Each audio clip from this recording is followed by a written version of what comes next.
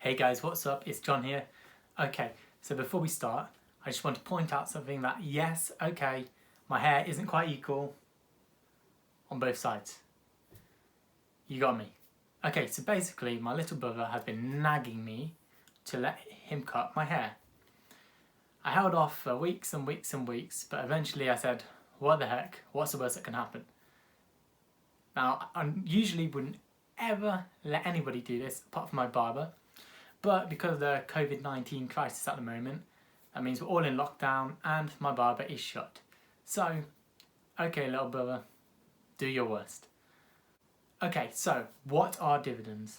Dividends are payments made by a company to its shareholders from its profits after tax. This isn't just any old company, it has to be a publicly listed company as opposed to, for example, a private limited company. Private limited companies are smaller, you can't buy shares. So it has to be a publicly listed company, which all of your big companies are. For example, your Apples, your Microsofts, your big boys, they're all publicly listed. Who makes the decision for a company to pay dividends? So that is for the job of the board of directors. So the board of directors basically decide if they're going to pay any dividends that year, what the dividends are going to be, etc, etc. Now, the board of directors might decide, hang on a second, we're not going to pay a dividend this year. Now, a reason for this might be, for example, if it's a new company, they're doing really, really well, and they're quickly growing and growing and growing, they might not want to use their profits to pay shareholders. They might instead use this profit to continue to grow their business, to grow their company. However, other directors might decide, you know what, we're going to reward these shareholders for buying a stake of our company by giving them a dividend. And this dividend could be paid either monthly, quarterly, semi-annually or annually, or basically whatever the directors decide. However, the most common is by far quarterly. So again, your big boys like Apple, Microsoft, they'll be paying every 3 months to their shareholders a certain dividend. So another reason that a company might decide to pay dividends is to get more people to invest in them.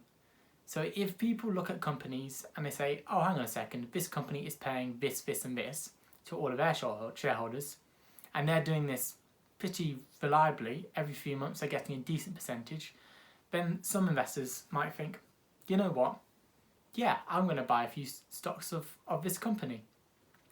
And so the company will, as a result of giving these dividends, it will get more and more investors to invest in their company.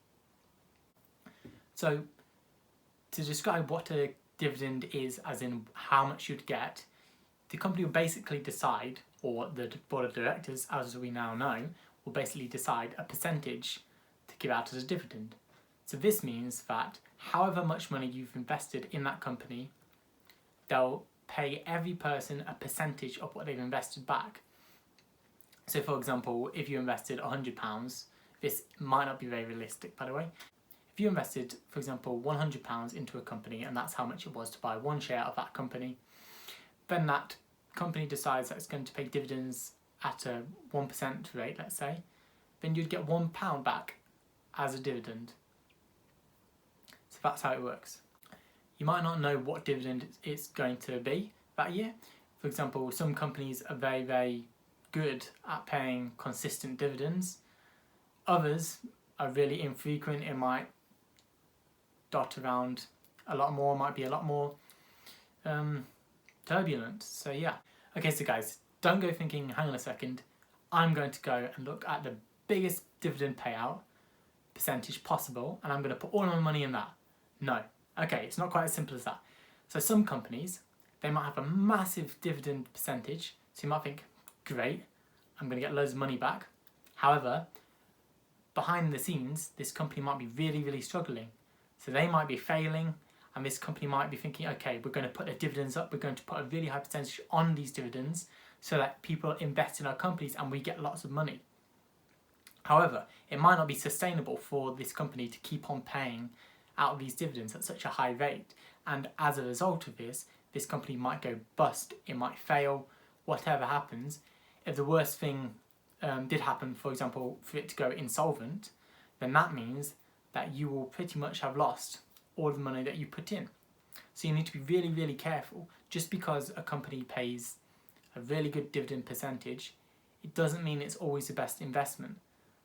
So be careful about this, guys. The other thing that happened is the market might just crash and this company might suddenly, you might have bought the stocks at a decent amount of money, and it's suddenly just dropped and now they're pretty much worthless. So again, you've lost your money, not what you want.